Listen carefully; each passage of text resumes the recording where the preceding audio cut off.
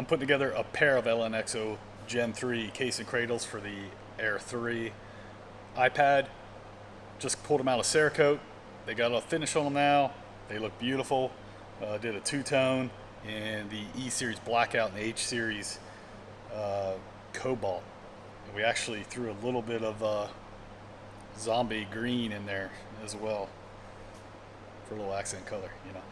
But we're gonna put these together. I'm gonna get the iPads, get the anti-glare put on them, get them mounted up in the LN-EXOs, get the power cables mounted in, get them tested, get the power tested, and then we're gonna put together 2 LN blowout satellite iridium kits that are also going out with this package. Let you take a look as we build it up.